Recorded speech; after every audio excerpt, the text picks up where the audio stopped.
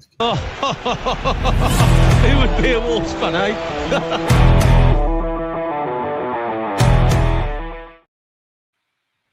Hello, everyone, and welcome to the latest episode of the Wolves Fancast. It is Friday at the time of recording this. Thank you to those of you joining us.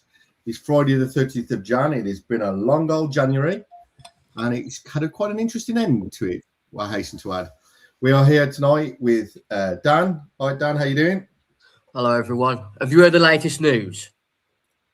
Tawanda has gone on loan to Barnsley. Well, I'm here with the big scoops tonight, the biggest scoops. Well, that's the show done then. There we go. I think we've got a quiet evening tonight. There's not a lot to walk through, to be honest. And Dan's obviously took the steal with the big news already up front. Luke, how you doing? I'm not too bad, mate. It's Friday. It's the end of Jan. Yeah, let's go. Absolutely. And Jay, how you doing, Jay? Yeah, good, mate. Good. It's payday. Football tomorrow. Yeah, looking forward to it. Yeah, absolutely. And we will actually talk about Wolves versus Bournemouth at some point during the show. But obviously, the main thing that we're going to start with this evening is the meeting that took place yesterday with Nathan Shi, of which Dan, representing Wolves Fancast, was in attendance alongside other fan groups as well, I hasten to add. Let's get straight into it, because I know that's what everyone wants to talk about this evening. We've seen the statement that came out earlier this evening. We've seen the feedback that's through there. There's been a lot of discussions socially before the broadcast and after. Dan, initial thoughts. You were the man in the room. I'd like to let's get an introduction. What was your thoughts going into and coming out of the meeting yesterday? I think you guys know me a lot better than a lot of people who may listen to the show. I think I said earlier on in the week, didn't I, that I had a lot of trepidation going into the meeting of representing the fan base well enough, representing you guys as part of the Fancast well enough. I didn't feel there was any sort of win that we could come out of that meeting with that would appease the fan base, because we've all been burnt so much by the previous chairman / ownership in the last 3 or 4 years. It was obviously a privilege to be given the invite to be there. And I think the publication that came out at 6 o'clock hasn't been received as negatively as I thought, but I'm under no illusion or naivety that the fan base aren't happy, and as the publication sort of ends, we don't plan to stop protests based on this meeting, because they've offered words of optimism and whatnot. So we're not stalling protests. Protests will continue if they don't start acting on the words that they told us last night. I think that's, in the reality of today, that's probably where we're at. Okay. Can I just say as well, on behalf of the Fancast, thank you for the time that you've dedicated to that. You know, we all know, everyone here has got jobs and stuff, and this isn't, your job to be the protester, the man to lead the charge. But, we are grateful for, what you've done for that and continue to do. So I'm going to say that up front to say thank you, Dan, for doing that. Yeah, I think one of the things I said in the room last night is that, obviously, I've been in the Fancast a long time now. Luke's been in even longer. We didn't join the Fancast to be orchestrating protests and, urging people to turn against the club that we all love. It's the last thing that I want to be doing. But we had to take a stand as a fan base with the protests and the boycotts before that Man United game and whatever happened since. In another world, we should have carried on with protests, but the first point of call that I wanted was the removal of Jeff Shi, and that came quite swiftly after the Man United game and the BBC WM interview, which pretty much got him the boot in the end. So there has to be staged processes in this hopeful turnaround that we all want as a fan base. Whether folks that are here for the long haul is still fingering the finger in the air guessing, isn't it? Yeah, I'll do my best tonight to give my honest opinion of what happened in that room last night, and whether that's accepted, I'll face the brunt as being the guy who looks after the fan casters at the top. Okay. Well, thank you for that. And listen, everyone will appreciate that. You know, that's not an easy thing to do. I know it was quite a long meeting. There was a lot discussed. So listen, we're not expecting to have a picture perfect memory either. You know, it's just a case of walking through it. And again, it's not just that meeting as well, but people's perspectives. And there's some things, you know, some quite strong comments already coming through. I can see in the chat already around Fosen and their perspective and stuff like that. And listen, I don't think that's going to change for the foreseeable future. And again, that's just my interpretation, my prediction of where things are. And I think ultimately we will wait and see from an action standpoint. What I'll do, Luke, is just loop you in now. What you've obviously seen, hopefully, the publication that came out. What are your initial perspectives on that?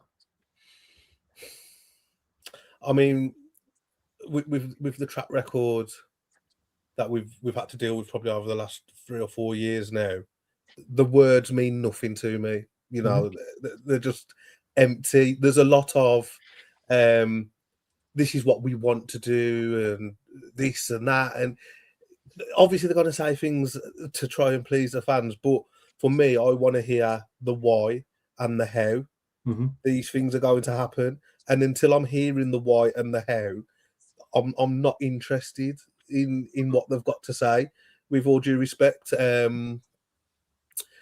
Because talk is cheap. Talk is very, very cheap. And you know, it's not just Wolves. We hear it from a lot of not just football clubs, but businesses, corporations, politicians. Let's not go down that route tonight. Let's not go down that route. Talk is cheap. Now, until we start to see actions or some substance to those words, let's just take the season tickets, for example. We are going to reduce season tickets next season. This is why we are going to reduce season tickets. This is how we are going to manage the reduction in season ticket holders and season ticket revenue. Once I start hearing that sort of language, then I'll be interested. But until then, it's just cheap talk. Anyone can get a group of 8 lads or however many was there last night round a room for a couple of hours and come across as genial, shall we say? Yeah, 100%. Jay, do you want to loop in on that? I'll get your initial perspective on that. Luke, we'll bounce onto the ticketing in a sec. So, but there was a good initial thoughts. Your thoughts, Jay, on that? Yeah, I have to agree with Luke. Like I say, words are it's easy for them to come out and say and tell us the world. They've got to back it up. One thing, like they're talking about protests still, you see it in the comments every week. Why aren't we protesting? Why aren't we protesting? We don't know what a Fosun without Jeff Shi looks like. Not long term anyway. So you kind of got to give them a little bit of leeway. And the plan is, you know, like we said, at the end of that, what will come out today, if it doesn't change and they don't stick to the word, then you have got to then look into protesting. And I'm sure that something will happen, but you've got to give them a bit of a chance. I think at the minute, I don't think you can keep protesting. That there's been movements. They've sacked the chairman.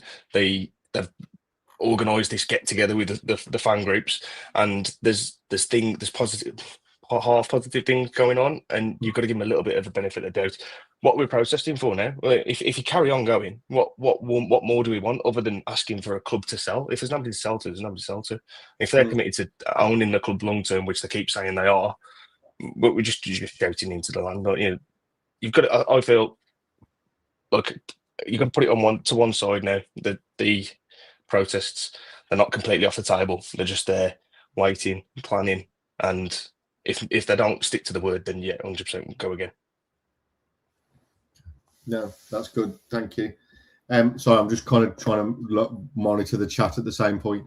I think one I'm going to throw at you, Dan, is, was there anything, you know, obviously you can't go through everything that was said. We'll be here for another 2 hours. And as much as I enjoy spending time with everyone on a Friday, 2 hours might be stretching it. What I guess the one I want to pull out there from Max is, was there anything that you felt particularly positive or felt really kind of, you came away thinking, yes, I believe that, I'm confident with that, and I feel, I'm happy that that is the case and move forward? Was there anything that, was a standout kind of like, yeah, that was a positive thing for me? I mean, definitely there was quite a lot. If I'm going for sort of like sound bites, Yeah. Nathan Shi has pretty much, you can quote me sort of word for word.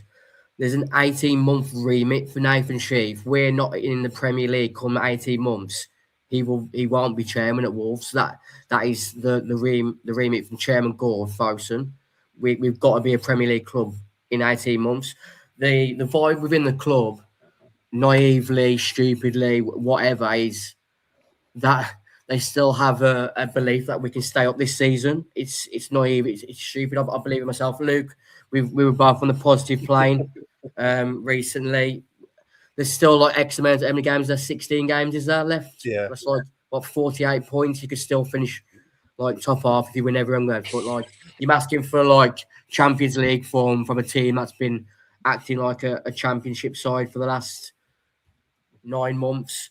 One of the other things that I can remember Crichton was saying is that even upon relegation, the model of the club doesn't change from being a Premiership club. Redundancies isn't really a thing that's likely to happen in next season once if and when we're relegated. The recruitment strategy will be based around players that can perform at Premier League level. It's not like an Ipswich style where they will pickpocket the best Championship players to get instantly promoted, because you get to the Premier League, then you have to upgrade those players again. It's more expenditure. There is an agenda for obviously stadium refurbishment. I think the whole 18-month remit that we've got to be back in the Premier League come the end of next season is the main thing that I sort of took into. I digested well, whether it's naive, because obviously we've been stung too much. I've got no debate for anyone that doesn't believe a word that comes out their mouth. Mm-hmm. I think for me, with what they're saying, 18 months return to the Prem, 100%. Can it be achieved? I believe so. I don't think we're going to go down again. I'm not saying we're going to be all aboard HMS Pistol League, but I'd like to think that with our financial power, we'll be in the top 4 next season in the Championship. But the thing that stood out for me there was, we're going to sign players that are proven in the Prem. What's saying we're going to be able to attract those players? Because we can't attract them now while we're in the Prem. So would it not be harder in the summer as a Championship club than as a Premier League club with a 0.65% chance of staying up this season? Maybe it wouldn't. Maybe it would be easier next season because the players will look and say, well, you know what, they're going to piss the league anyway, and we'll be back in the Prem, and the atmosphere around the club and the energy will be a little bit more positive. But so hearing that we're only going to sign players that are Premier League proven, we can't do it now. And was there a comment that players don't want to join Wolves at this moment in time? Yeah, so I had a back and forth with Matt Jackson in the meeting where I'll quote him as saying players don't want to come here, whether that's a long-term statement, but in this particular January transfer window, I'm quoting him as saying players do not want to come here.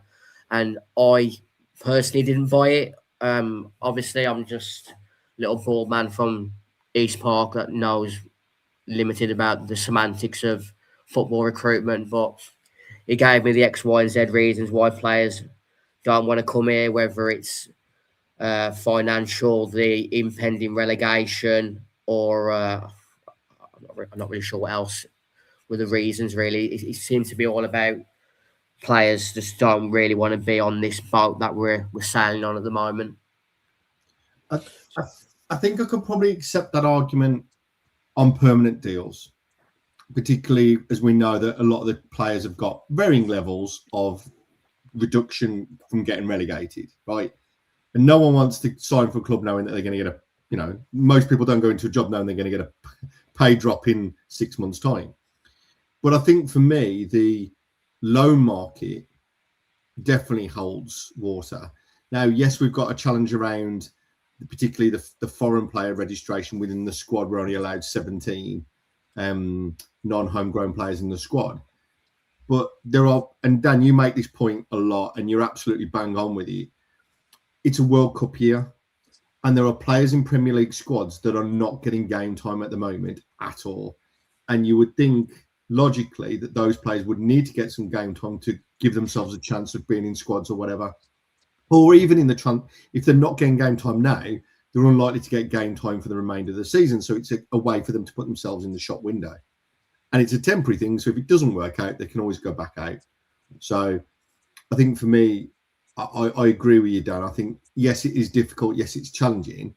But let's not make out it's impossible, because it isn't. I won't accept that as an answer, to be honest. Yeah, there's a vibe, isn't there? And I think when you see the transfer rumours coming out today about Shay Adams, if we're expecting another sort of calibre of Neves, Jota and Volley in the Championship next season, I think we've got another thing coming, which then brings more uncertainty to how fully invested Fosun are. I'll quote some words in regards to the recruitment that will definitely be one of the big players in the division next season, but with the default of parachute payments, we should be one of the big players.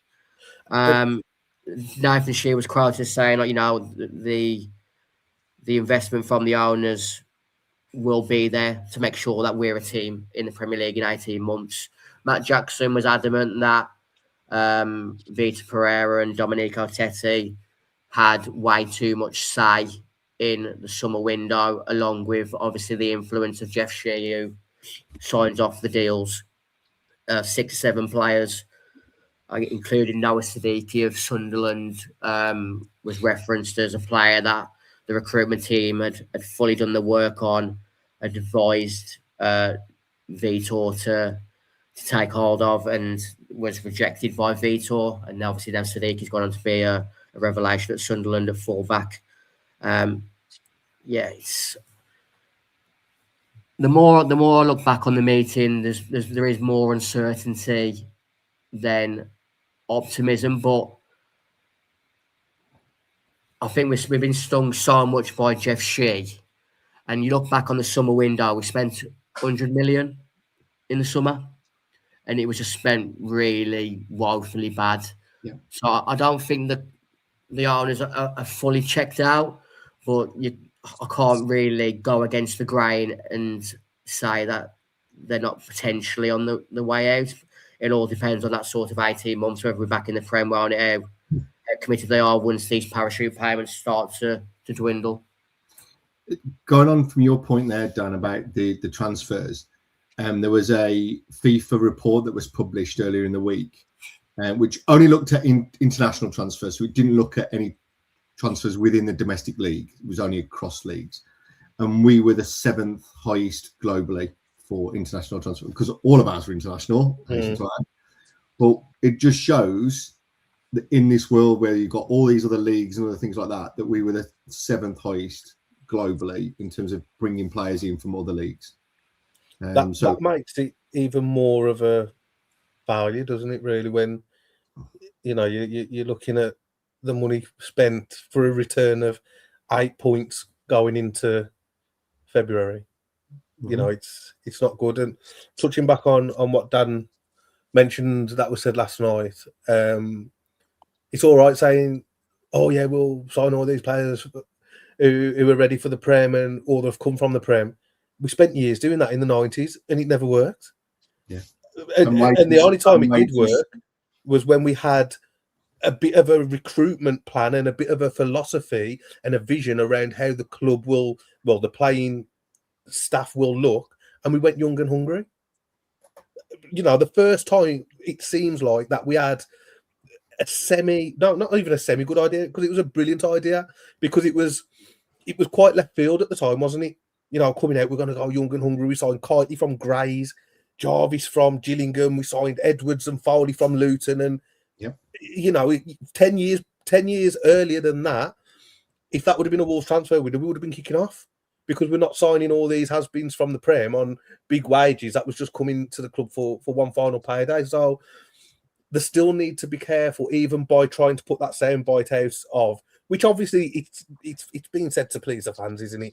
We're going to be Premier League class next season, but you still got to have an element of, still got to be some brains behind it. Yeah. Jay, your thoughts? Yeah, I agree. Yeah, you look at Leicester. They've had ex-Premier League players in their squad, and they've plummeted, and they're paying for it financially as well.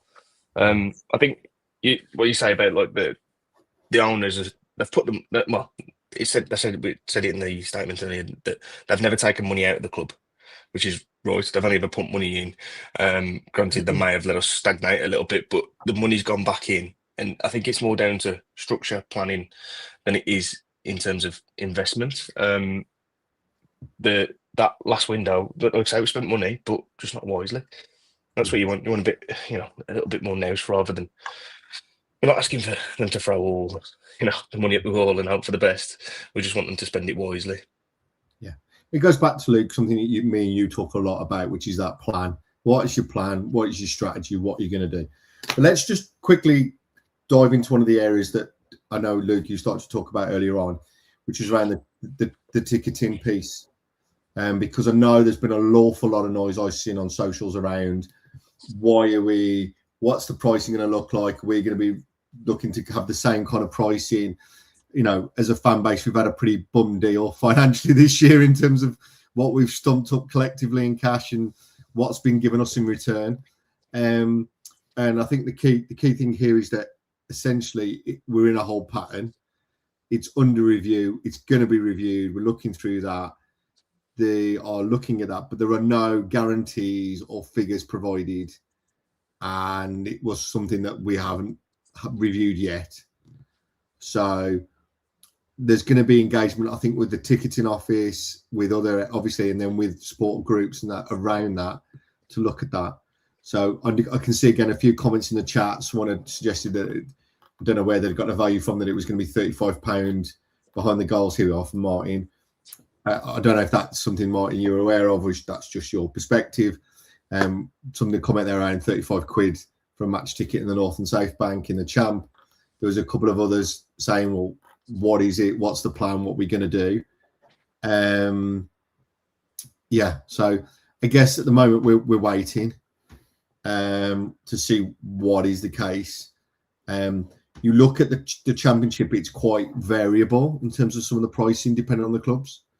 So if we were to keep the prices that we've got at the moment, maybe under an argument where you're getting more games, that would on average put us comfortably as the most expensive club in the Championship going into next season, by some distance actually on an average basis. But we'd have to see how that lines up. Luke, you've already kind of talked to me about the ticketing. Your thoughts, Jay? What would you like to see from the club from a ticketing perspective going through towards the end of the season? I don't buy that they haven't looked into it at all. They're not daft, and it's like we said, there's a bit of a structure. It's not just Nathan Shi. He's not the be all and end all. The club has got more than one man at the top, so that it's got to have been spoken about and it's got to have been looked at. I think I said it last night that shouldn't be just looking at reducing prices. Us season ticket holders, we haven't had value for money for 2 seasons really. I mean, argue for half a season last season, but it's, I mean, £700. My ticket was, I was sitting in South Bank. I think it was about 730, something like that. Yeah. It's absolutely mad money for what we've witnessed. 8 points. It's like they should be looking at giving you refunds, never mind decreases in the ticket prices. And yeah, and for them to not commit to that, I think is a little bit worrying and a little bit of bullshit as well. Yeah. So Dan, just to kind of wrap around on the ticketing piece, do you think it would be good or a good idea from Fosen if and when, and I'm going to say when, unfortunately at the moment, Luke has given me the latest statistical odds of us staying up, which is killed my Friday evening. But should that be where they can be proactive and say, right, on the day that or within a short period of relegation being confirmed, that they then go out and say, right, we're going to bounce back, and this is one of the things we're going to do. We're going to incentivize, discount, you know what I mean, and use that as a way to kind of soften the upcoming blow. Or am I just being a bit too forward thinking on a Friday evening? I mean, whether people believe me or not, we pushed them 3 times to get them to try and commit to an actual decrease, agreeing to the word decrease, and they wouldn't do it. The vibe that we got from the meeting was Nathan's only been here 6-7 weeks, and the focus has been on the January transfer window, which is a bit laughable. On the 30th of January, it's all been sort of about being strong, rejecting bids. They talked about a derisory offer from Roma for David Mollewolf. Obviously trying to get players in. I think they've come unstuck trying to get players in, whether it's lack of persuasion, financial might, whatever. My gut feeling, I hope I can't be held against this. My gut feeling is there will be a decrease because I think it's an easy win. I think the vibe, I keep saying, was Nathan hasn't really had a chance to properly review the ticketing situation. And in the room I bought it, I think they'll be doing a review and they'll be trying to work out how much of a decrease they're actually willing to go to justify a goodwill gesture while still making relative close to margins. That was my gut feeling on it. I think it's an easy win to offer a decrease, but the football world that we all reside in is very, very sour nowadays, whether it's at Wolves or in football in general, isn't it? Do you think, though, that when Jeff quoted his benchmarking phrase, that actually they've kind of pigeonholed themselves a little bit into a corner? Now, I appreciate Jeff is no longer here, but he was the voice of the club at the time, and they made a big thing about, we went and looked at the market, we've benchmarked. If they don't do a similar activity now, you're, like I said, they can argue the toss and say, well, Jeff's gone. But you see what I mean? There's also a way where they've kind of set themselves a little bit of a precedent when it comes to this kind of activity.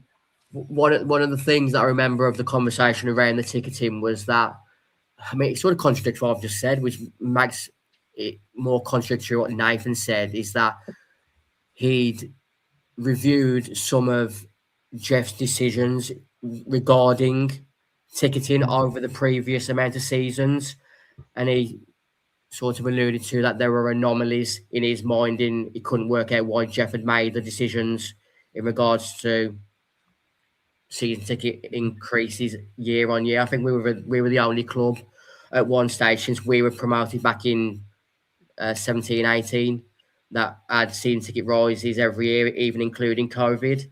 I genuinely believe that he's got good intentions in regards to ticketing, but like I'm going back to that point, I think they'll be doing a review on how much they're willing to actually offer as a decrease while still trying to be competitive with their margins. Because let's face it, Nathan isn't a local lad from Wolverhampton who's landed on his feet, being given the job as Wolverhampton chairman. He's got to make Wolves profitable in every area that he can. And I'll keep reiterating, my gut feeling will be that there'll be a decrease. To what extent, I don't know, but I think if there isn't a decrease, then I can't be urging fans to renew. It's a lot of hard-earned money. Like Jay said, 735 in the South Bank we pay. That's just under £39 a game. And for the last sort of 12 months, you guys know, I had a speeding fine in April. I had the same amount of points as league wins at Molineux since then, and I've been in a coma from July to flipping. I hadn't even been driving July to flipping November. Yeah. It's a sorry state of affairs. So I don't see how they can't offer a decrease, because it's unfathomable based on what we've been offered. I think Ryan Lester made a great comment to me yesterday. If Wolves were a car manufacturer, they would have been doing recalls on this car. Yeah. I think, like you said, though, it's the easiest of easy wins, and it's a big decision because it's not just the ticket price. It They have ties to get it into right, Luke. They have to get it right purely for financially, but they need a full Molineux to drive the team on because if they don't have a full Molineux and we don't hit the ground running in the first start of the season, it's going to get toxic quick. Yeah. And a toxic Molineux, we've seen it before. Yeah. A double dip isn't like unfathomable. When we're Yeah. toxic and the players that leave, if they don't recruit well and we don't start well, on the back of no season ticket price increase, it's curtains. Yeah, and that's what I was going to lead to. Like, it's not just it's an easy win, and it's not just as black and white as season ticket prices, because you get this right, you get 30,000 every single week. You get it wrong, and you're looking at playing in front of 22 and 23,000. That's the difference, and the impact that will have on the team and the match day experience and the performances and all that jazz. It's a very, very important decision, and it'll be one of his earliest decisions as well, because the early bird usually comes out around April, doesn't he? So, Yeah. But like you said, it's an open goal tapping. Yeah, I think maybe I'm being naive. I'm not fully entwined in the football industry. I like to think I am. I've spent enough time talking bollocks about it, but for me, I'm talking purely as a South Bank season ticket holder, because I've been a season ticket holder in South Bank for this is my 30th year now. I think season tickets in the South Bank for next season should be coming in at a total of £667. That's £29 a game on average in the Championship, and nothing's cheap in the world anymore. I'll give sort of examples recently of like bang average, like music bands that I would have followed back in the day. I paid £52 in November to see Baby Shambles. Bang average bands like Pigeon Detectives and like £25-30. Bang average bands aren't cheap anymore. I think £29 on average for a championship game is probably the going rate. Will they come down as low as that? I don't think so. But I think anything above £6.90, which is £30 a game in the championship, is the borderline minimum we should be expected to pay. You'd still be the most expensive, wouldn't you? At £6.90 I think in the league, as in terms of like that's our cheapest adult ticket behind the goals. You can't really argue if you're in and around the top. If that's what you're competing to do and you're looking to get promoted straight back up, can't really argue with being in and around the top of that. But you can't be way and above, because it's just not on. The thing that worries me is you're saying it's an easy win. It is an easy win to drop the prices. It would have been an easy win to say it last night. They don't need to commit to any sort of percentage, or they don't need to say it's coming down this much. If they say, look, if we get relegated to the Championship, when there will be a decrease in pricing, we can't commit to anything yet because we have to review it. That would have been so much easier to say, and it appeases everybody. I don't know why they didn't do it. Luke, I'm going to ask your thoughts, because I know you run a football club, okay? Appreciate it's not Wolves. Maybe one day, who knows? But, Dan, you made a point that Nathan was focused on the January transfer window, right? And I'll leave that statement there. But as someone who's coming in to run a football club, would you expect him to be having that level of involvement in the transfer window at the moment, or would you expect him to have more of a wider recourse at the moment in terms of financials? See where I'm going with this? Yeah, am I being unfair to Nathan there by saying, okay, the transfer window is there, he needs to be in the middle of it, although we've also found out that Jeff was probably in it more than he should have been. So from your perspective, from running a club, albeit on a smaller basis, would you expect him to have that level of engagement? Or from your experience, would you expect him to have much more of a wide and should be getting involved in more of these other initiatives? No, and the reason for it is he's not a footballing person. And when you get non-footballing people making football decisions, that's when things go tits up. So what he needs to do is get the right people around him that are going to support him, because there's no doubt he is an intelligent man who understands business and how to run businesses, how to grow businesses, how to run and deliver projects on mass scales. You know, when you're looking at his previous jobs with Club Med and whatnot. So he's a clever guy, but there's a difference between being intelligent and being football intelligent. Now, I'm going to guess, and I could be wrong, I don't believe Nathan Shi is football intelligent, and I could be wrong. But my gut feeling is that he isn't. So what he needs to do is get the right people around him to support him with the delivery of projects and decisions and building teams and the organisational structure and all that. That's what he needs to do.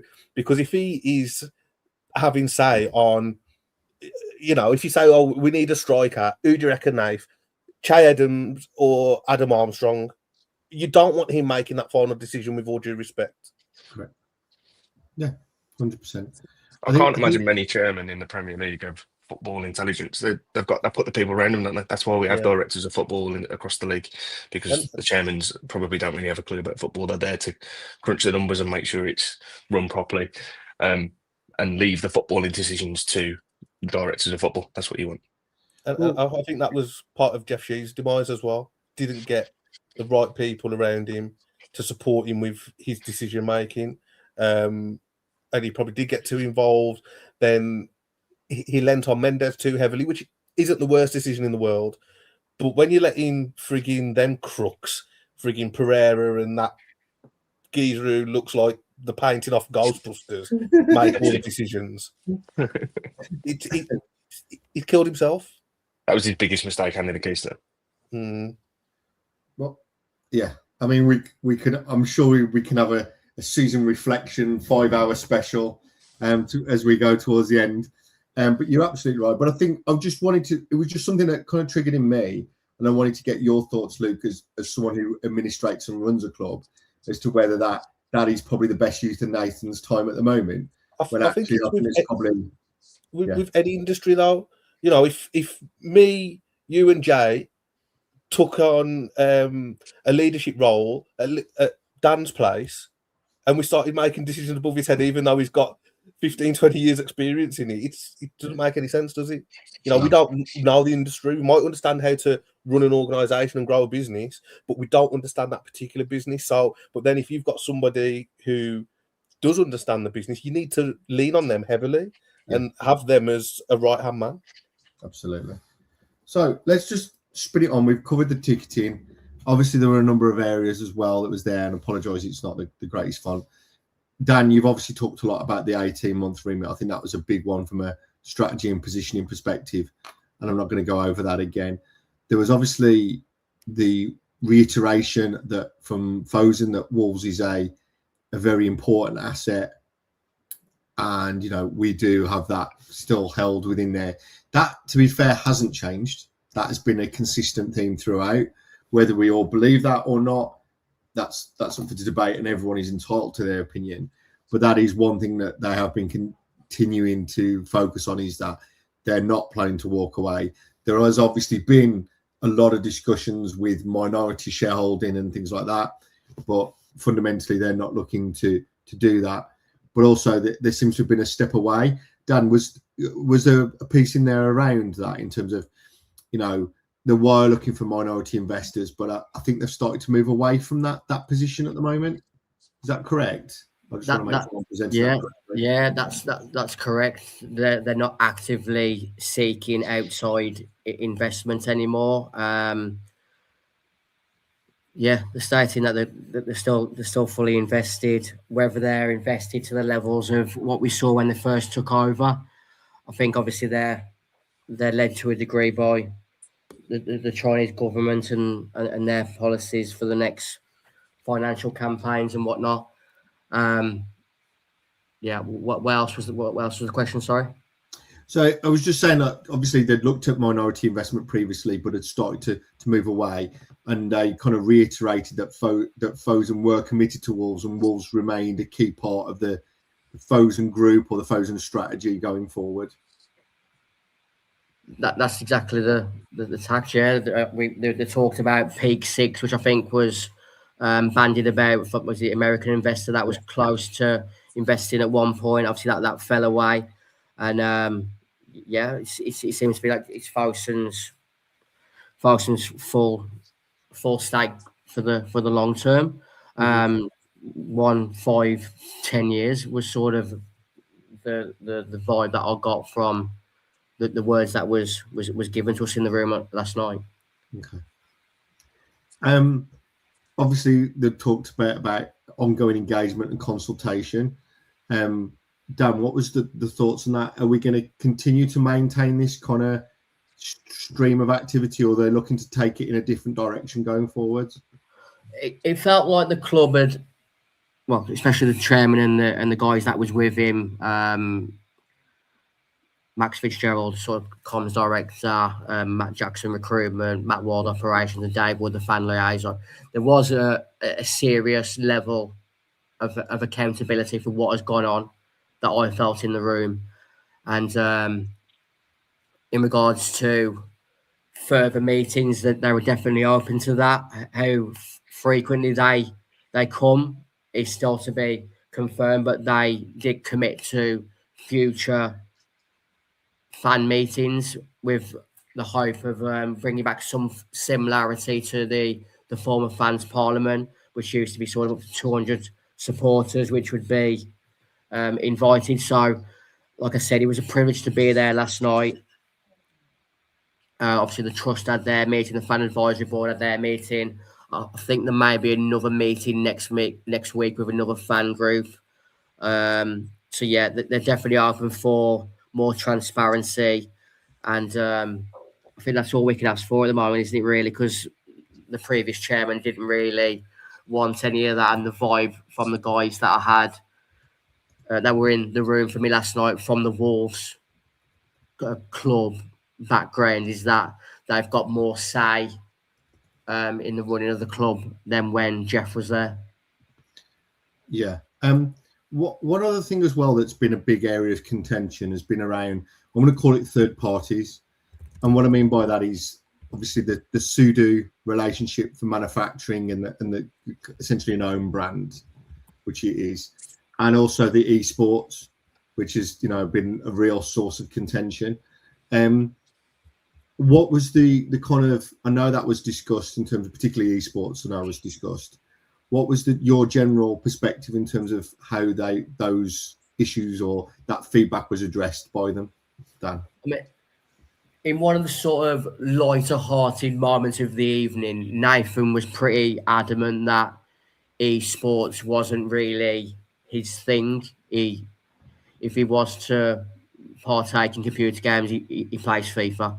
Whether that was scripted for the people in the room is another story. Whether he plays 3-5-2 ultra offensive is another question for another day. But the vibe that I got from Nathan was that his job is fully about Wolverhampton Wanderers as a football club, and the other entities that you've just mentioned, Sudo, the esports, Wonderland, formerly Wolves Records. That's not his priority. He's here to be the chairman of Wolves, and like I said, the 18-month remit is to get us back in the Premier League at the earliest opportunity. And I asked the question about the stadium that was made in Beijing for their esports team, and that was put across quite strongly that stadium was not funded from Wolves resources. Okay, no, that's good to know. One question here in from Max, and Max, I know you've commented loads, and thank you for that. But one you've called out here, which I do want to throw at you. How do you feel Nathan was in terms of his presentation? We've only really heard him speak once, and that was, let's be honest, that was a highly scripted introductory video, right? So how did you feel he came across? Did you feel he was, had a better, persona, bit better at explaining himself?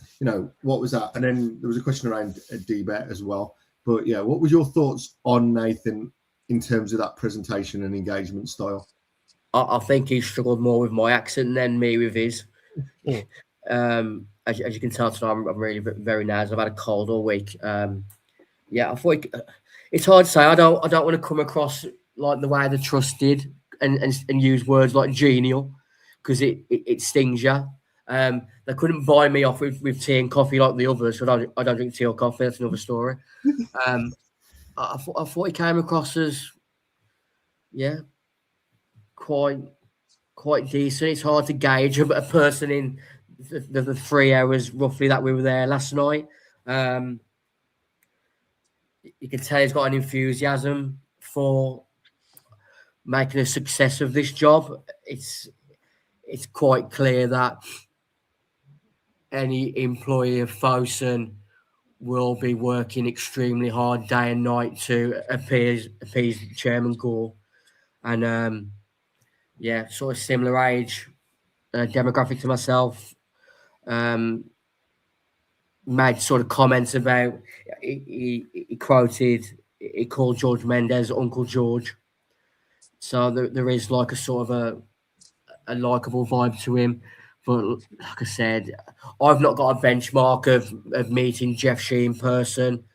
But all the videos and interviews that I've come across in the latter years haven't done him very well, have they? No. I remember we all used to like Jeff Shi when he was calling Helder Costa my boy and all that, but that massively eroded quickly in the latter years, didn't it? But everyone can look good when the world is rosy.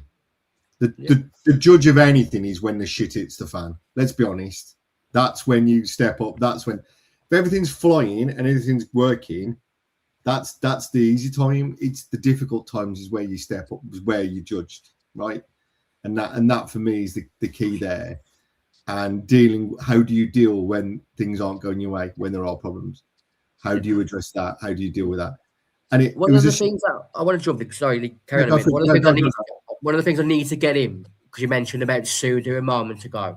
Yes. Wolves, all the money that Sudo make from selling Wolves kits goes back into the club. And then I'm not sure if everyone's sort of aware, we've got an actual contract with Sudo that expires in 2 years. So when that comes, we're open to go back out to other kit manufacturers. It will all depend on sort of, the cost of running that entity and how much money it's bringing back into the club. And for me, I thought that was probably the right sort of thing I wanted to hear. It's all right being, the kit manufacturer being Adidas and that, but I'm not sure about you guys. You can talk about yourself. I've liked the free kits this year. It's a shame. It's been such a shit season for football that it's ruined those sort of kits. I don't really want to go back to the template Adidas kits and, like the basic sportswear where it's basically just a printed Adidas logo on the top of, mass manufactured kit. Yeah, I'm not, to be honest, the kits aren't really a concern for me right now. And to be honest, haven't been for a couple of seasons, to be honest. I think they've been okay. They've been a bit different. Like you said, Dan, they're not templated, which we've had before, particularly in Adidas days. So I'm not particularly worried about that. It kind of feels tarnished, which is why I haven't really bought any this year, because I'm like, why do I want to put money in for shit? So I haven't. I'm not particularly the Sudo thing. As long as we're not being done financially, I'm not particularly worried about it personally. Do you know what I mean? I don't think the kits are horrific. I don't think the leisure wear is particularly awful. So I'm not particularly worried about that so much. If I found out we were getting stiffed financially as part of that, then I'd have a different perspective. But in terms of the quality, the style and that, I've got no concerns. Jay, Luke, your thoughts?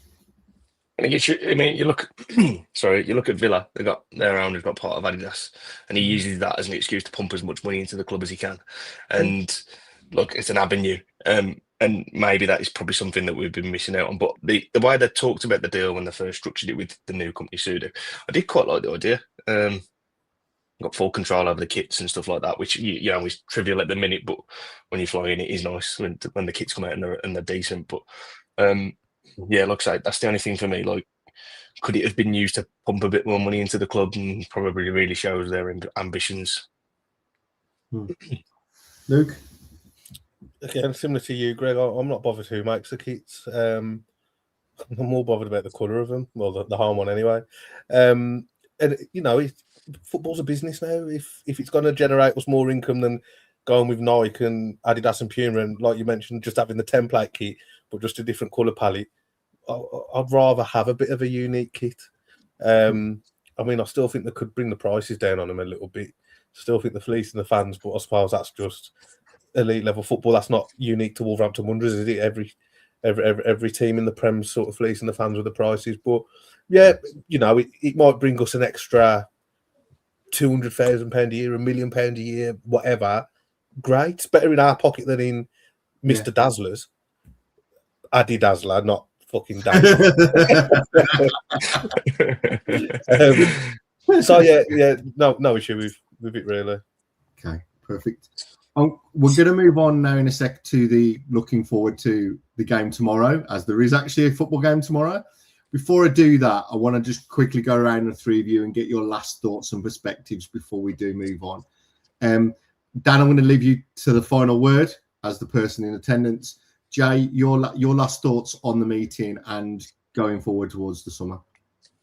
I think we've spoken enough about it, to be fair, but just the final thing really is, it's actions speak louder than words, and how it goes until between sort of in the summer is when you really need to probably look back at this meeting and reflect on how it went.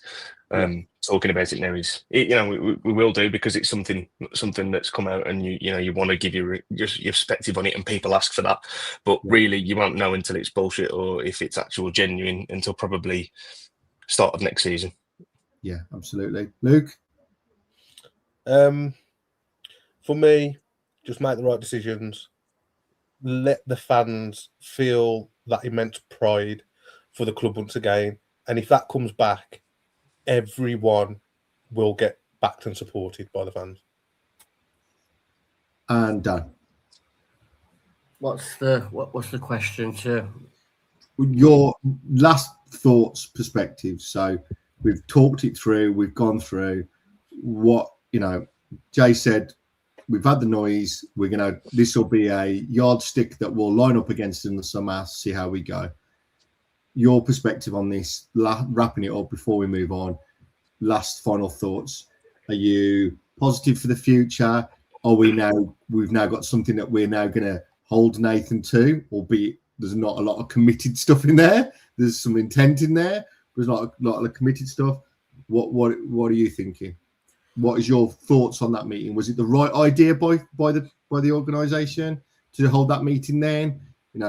Just that reflection on this and the process going forward. I think it was the right idea that they're getting engagement from fans. I mean, in an ideal world, every fan would have a 2-3 hour conversation with them, wouldn't they?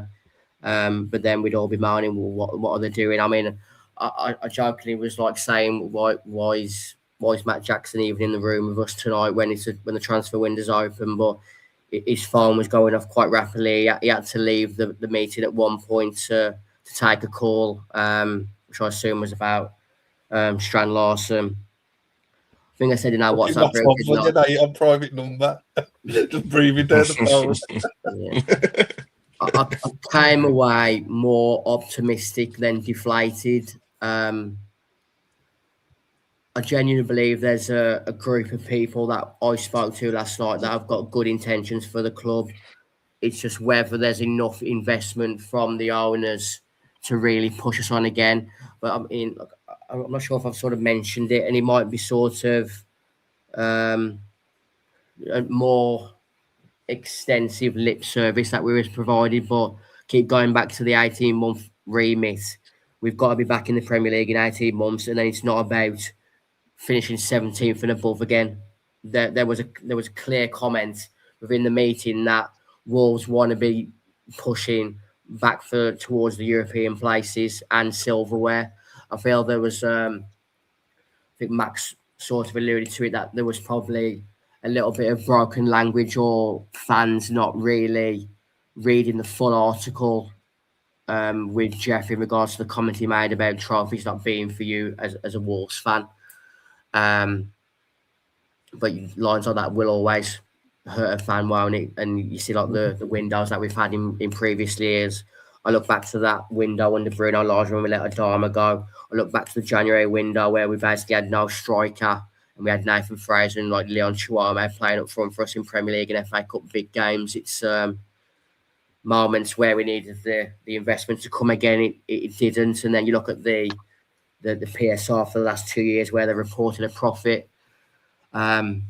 It's hard not to fully accept what they're portraying going to come. But like I said, I felt more optimistic than deflated coming out of that room last night. And with our future looking glass, we're at the whim of the football gods yet again, ain't we? Yeah.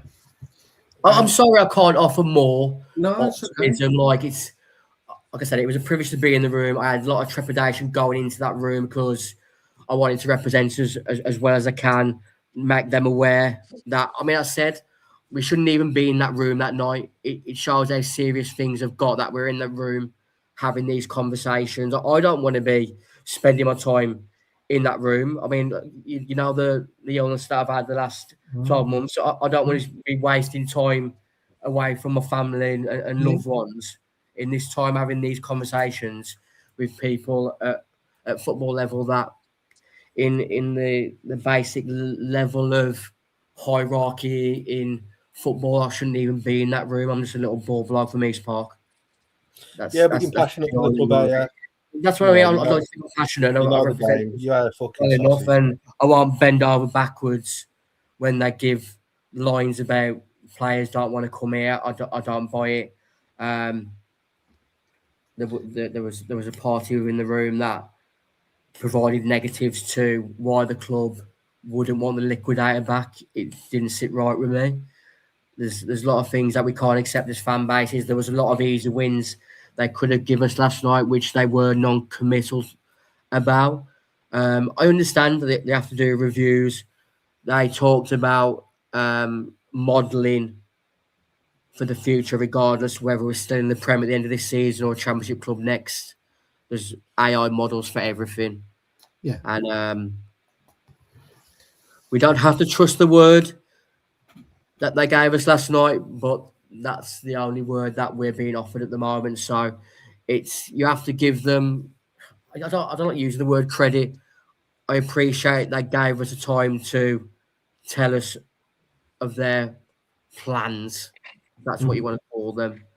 But until the summer window, transfer window closes, I implored them that they have to get the recruitment right, and it needs to be. We need to have a settled squad come the end of pre-season, and there's a 3-week window between the World Cup ending and I think the first league game of the season in the Championship. It's a massive summer. All I can say as the so-called, I don't know how to word it. I'm the guy who holds voice of the people. Not the man of the people but the guy who looks after the fan cast. I can't urge people to renew their season tickets in a couple of years based on what we were told last night.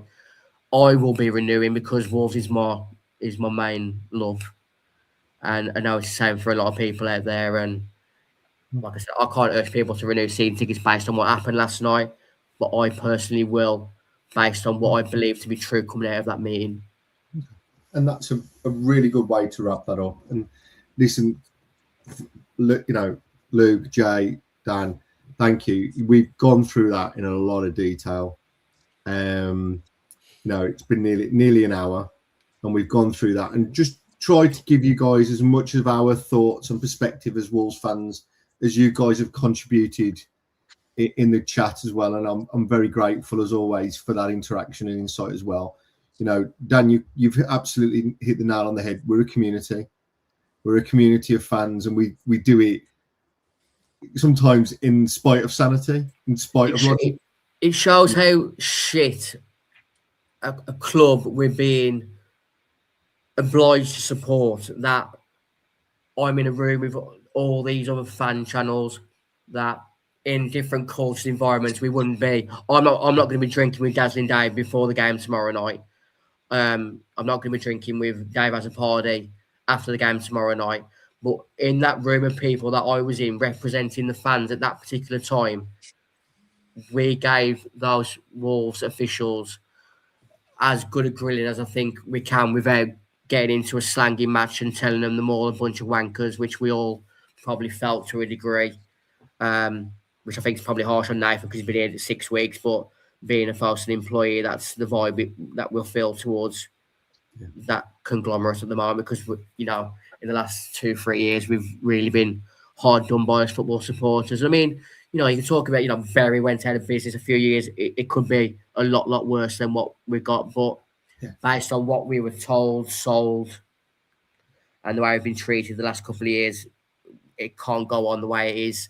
And that was the one thing that we reiterated to those Wolves officials yesterday, is that we will mobilise further protests pretty quickly. The Man United boycott came about in the space of a week. Yeah.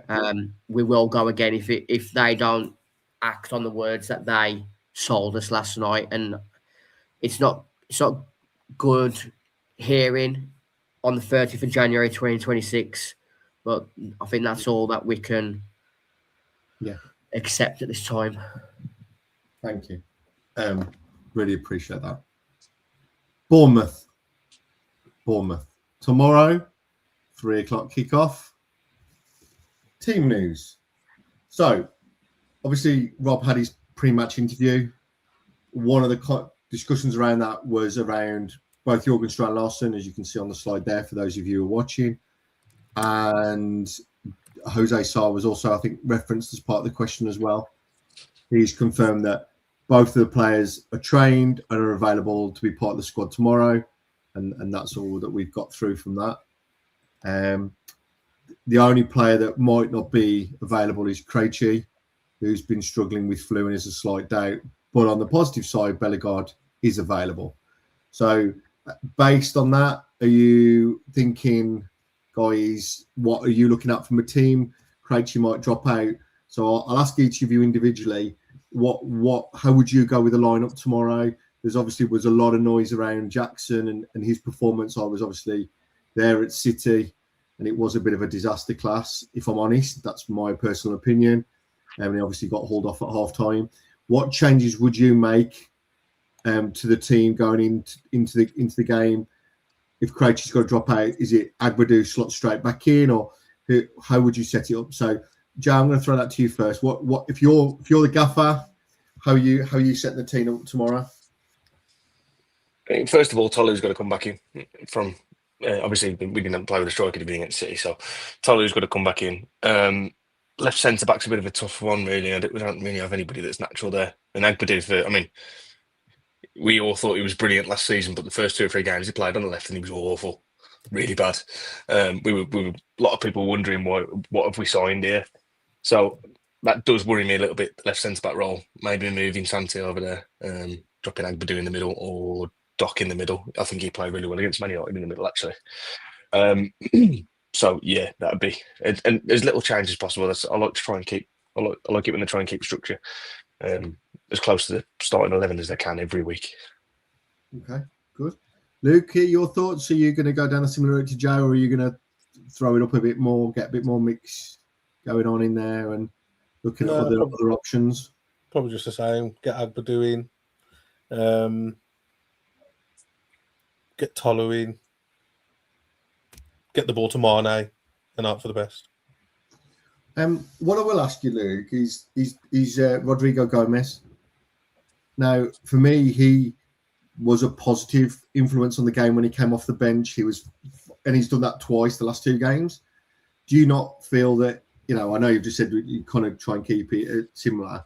Do you not think he's worthy of, particularly at home, where we're going to have to be more on the front foot? Let's be honest, we can't play as defensive as we did at City at home, because that will be toxic, Molyneux. We all know that. So would you not look for someone like that who's going to have a bit more energy, a bit more purpose, and potentially take Jackson out the firing line? As I said, it was a very difficult, and I know it was City away, and I've got to make allowances for that. But, do you think we need to, maybe look at these kind of options now, particularly as Rodrigo Gomez might be a player that hangs around in the Championship and maybe one of the, you know what I mean? You see what, Yeah. See, I like Gomez. I'm just not convinced he's a right wing back. And Okay. As a cam, Mane and Rodrigo Gomez sitting behind Tolu. Yeah, I could get on board with that all day. Yeah. I don't know what it is. I don't know, because he could play like a right winger. Yeah. Could play right midfield. I don't know, but I just think when it comes to like the defensive side, I'm like, Yeah. So could you potentially give him a try in there instead of Hwang, for example? 100%. You know what I mean? And I'll put you in it over Wang. Yeah. So I'm just thinking we've got to look at options here and just look at where players are. And I think you're right. Also, he's got a bit of a knack of getting a goal. Yeah. Do you know what I mean? He does have this ability to kind of get into spaces and pockets. A little bit of a fox in the box, ain't he? Yeah. Like he'll pop up, get a rebound or something, or back post 6 yards out. Yeah. And he's got pace as well. Yeah. Which we have none. Okay, yeah, we've got Jackson. I get that. Mane's got a turn of pace. He's not. I wouldn't say he's electric, but he's not slow. No. But aside from that, as an attacking option, we have zero pace, and Gomez does bring. He brings a lot of pace. Yeah. With playing at right wing back, that Adley, he plays on the left, doesn't he, for the Moroccan lad?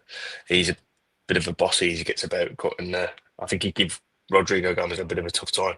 I think in terms of setting up and battling against him, I think Jackson's got a better chance to do this. Could there be a scenario, Luke, where you could potentially look at then maybe Lima, or do you think that's just too risky to have too many coming in at that point? Or I like Lima. I think he's, the few games that he did play for us, I think he did well. I don't think he's done anything particularly bad. I'm going to be brutally honest here. As long as there's 11 lads on the pitch, I'm at the stage now where I'm not overly arsed at who we're putting out. Like, just go and have just try. That's how I feel. Just try. Just don't get embarrassed. Try and stay in the game up until the 75th minute or whatever, and see what we can nick from it. Which we've been doing lately. Credit to them, because I think the last 4 or 5 games, maybe take Man City out of it, we've actually performed really well. So like, who plays? I think I'm more focused on what lads are going to be in next season to help us get back to where we need to be. But I do wonder if it's the case for some of these guys that need an audition, because we just don't know. Marnie got given an audition, and he nailed it, right? And now he's part of the team. Yeah. And I do wonder with some of these, you've got to give them minutes. I'm not even going to start with Fair Lopez, and obviously everyone's seen the goal and all this, right? So I'm gonna leave that alone. But I do feel there's a part of it where you've got to look at, if you don't try these guys or give them a run of games, how are you ever going to know whether they are going to be suitable even for the Championship? And I think others have been given that run. Like I feel Hoover was given plenty of opportunity to prove himself and that's why he's out on loan. I just wonder if we need to do that with some of the others. It's a fair share. It makes sense. So, Dan, you're the gaffer. How are you lining it up? I've obviously made a pitch for Rodrigo Gomez. Luke is putting him in as a cam, and I'm quite happy to do that as well. What do you see? If you're on that touchline tomorrow at 3:00, you're running the team. How are you lining us up? Yeah, I'm with Jay. I'm bringing Tolu straight back in. I thought we really got the team wrong against Man City last week. I know they would have prepared for a strong Man City side with Haaland and Foden playing, but it just didn't it didn't add up for me. As soon as I posted Hwang's leading the line on our social media, I thought it was going to be a bad day. I thought Tolu would have really harassed their 2 new centre halves. I think it's Kusanov and Gay, wasn't it, who started? Yeah. I think I know, like, he's still, like, it's embarrassing to say he's still not really fully fit and match sharp, but I think you've got to keep slogging him for at least the first 65, 70 minutes of games and seeing what happens, because I think he's that strong of a focal point. I thought he was the wrong team, but we're working off hindsight yet again, in where I'm sort of the same with Luke. I don't feel like Rodrigo Gomez is a fullback. He's probably a player you want ratting about, but who do you drop him for? I think the midfield pretty much picks itself, doesn't it? João, Andre, and and Mane. I'd like to see Bellegarde come in, but then I can't be dropping Mane for Bellegarde. And I think it's probably a bit too expansive to have João, Bellegarde, and Mane in the midfield three against a Bournemouth side that going to be, they're really big into the transitions, aren't they? It's a really possession-based play. It's going to press us high if we make a mistake in their final third. They counter on us pretty quickly. So I think the back line pretty much picked itself at the moment, whether we like it or not. Phil Rob's probably stumbled across the back five, which he relies on to a degree. Jackson's still got that element, hasn't he, with his pace. And I think really there's a wing back at right side to come in for Jackson at the moment.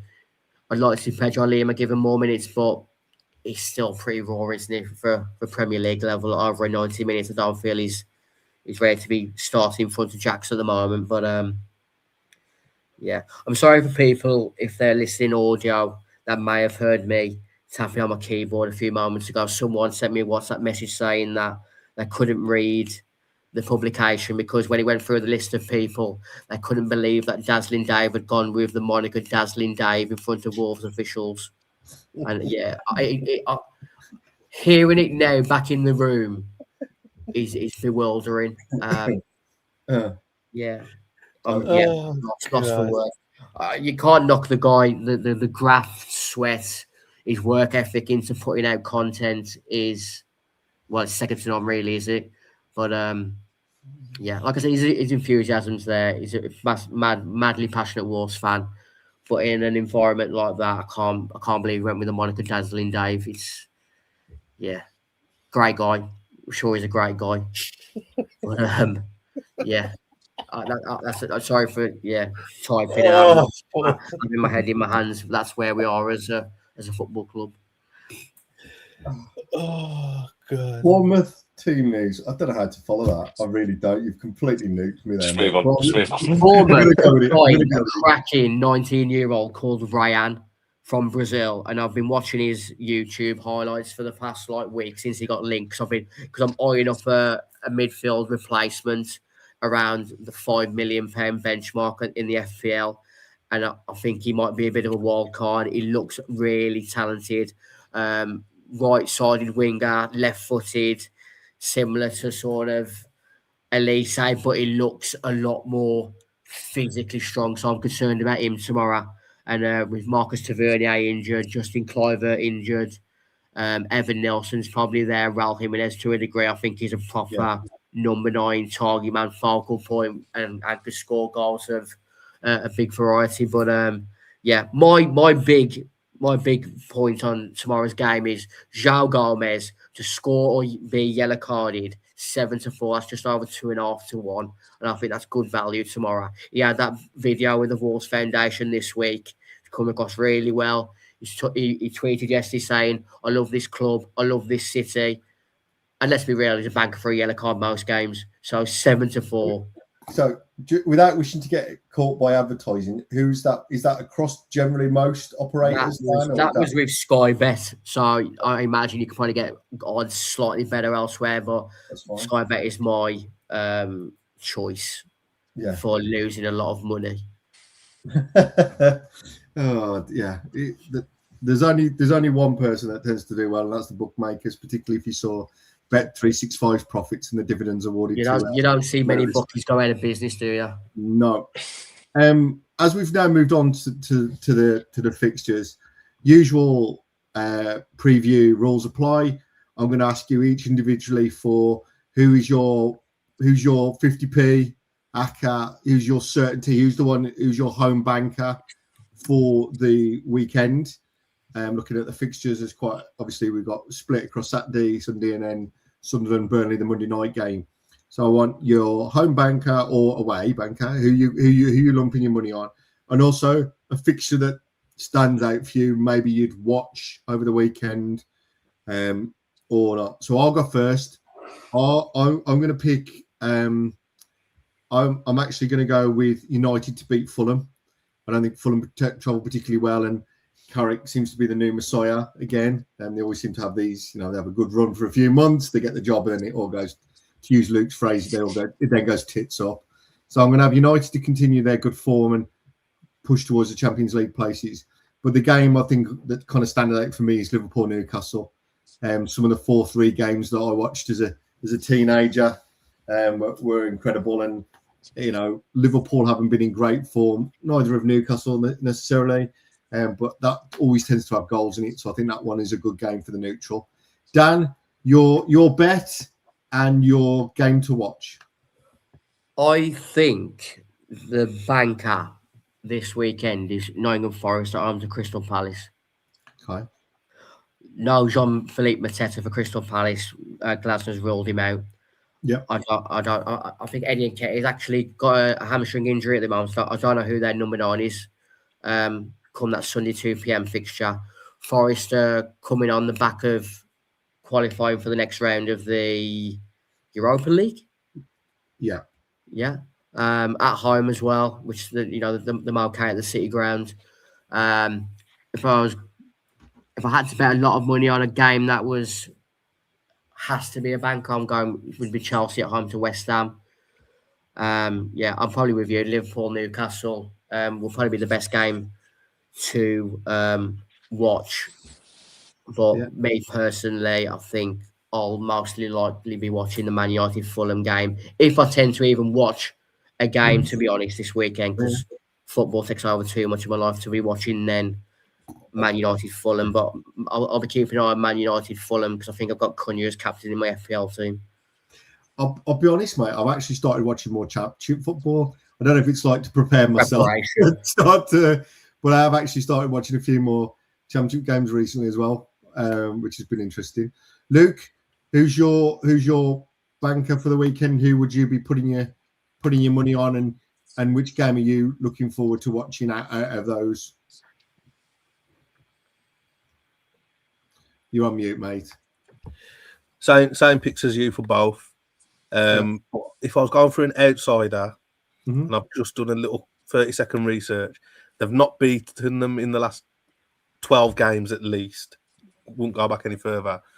But Leeds at home to Arsenal at 5-1. I just think Leeds can be a difficult place to go. Arsenal wobbling a little bit, just didn't blow. What's the name of that team that played in the Champions League? Karamat or something. Kairat didn't blow them away. So I think Leeds at 5-1. I'd have a cheeky quid on them. Nice, I like that. Nice little value bet. I'm telling a lie. I've got Xhaka as captain currently away to Leeds. Arsenal's record against Leeds is fantastic, though. In the last 12, they've drew 2 and won 10. There you go. I mean, I don't know about you guys. I want Man City to win the league because I can't accept. I don't want Arsenal to win the league, and there's a sickening feeling if Man City wasn't to beat them, that claret and blue team down the road and going to jam in the way to it. I think City is starting to come into form, and I've got one of my best friends is a Spurs fan, and they are woeful at the moment, particularly at home. They're City's bogey team, though, isn't they? Yeah, but the problem with City can have is that Spurs will be up for it. The better be, otherwise they'll be rioting. But I mean, they are. If you look where Spurs are, mate, they're right down there. They're down in 14th. They're only 8 points clear, which is crazy for a club of their size. But Jay, your selections, bet and game of the week. I was going to go anti what Luke said, to be honest. I think that Arsenal probably a little bit wounded will come out fighting, and I don't see Leeds having a chance, to be honest. But cheeky little bet, maybe. What I say probably will go the other way. So put your money on Luke. Bang it on that. So my record is terrible, mate. Okay. And then the one to watch was actually Spurs City, I think, because those games are normally pretty big, aren't they? And but when Nuno was at Spurs, he got to win it. It was at the Etihad, though, wasn't it? I think he beat them 1-0. It's always a big game, that City against Spurs. One to watch. Yeah, definitely. And that, gentlemen, is it. Thank you, all of you, for your contributions and insights today. That was been quite a detailed and obviously a lot to cover today, and I appreciate your patience and your thoughts and giving us a lot of insight and background into that. And Dan, thank you again for taking time out to not only go to the meeting yesterday, but also spend your time tonight going through that and providing, let's be honest, your honest, true perspective as a Wolves fan. And that's, that was, you could see, very well considered and very well thought through. So thank you for that. And last but not least, thank you to everyone in the chat. There's been loads going on in there tonight, and we are, always grateful. And, that's one of the reasons why we're here, is to get your perspective as well as ours, as that community, and support each other through this interesting period of club history, shall we say. On that note, I will leave everyone to enjoy their Friday evening or whatever day they are when they're listening to this, and up the Wolves. Thanks, everyone. Thank you.